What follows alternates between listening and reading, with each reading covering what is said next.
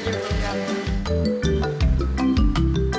Sa computer programming kasi gusto ko matuto ng animation tapos yung pag-program para din sa mga robotics para rin pag-program yung mga gusto kong instructions dun sa robot ko. Yung robotics naman, para matuto ko gumawa ng mga robot tapos paano pumili yung mga materials na gagamitin ko para sa robot ko.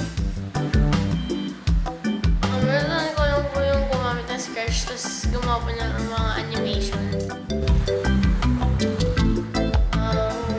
Naglaro ng Mario.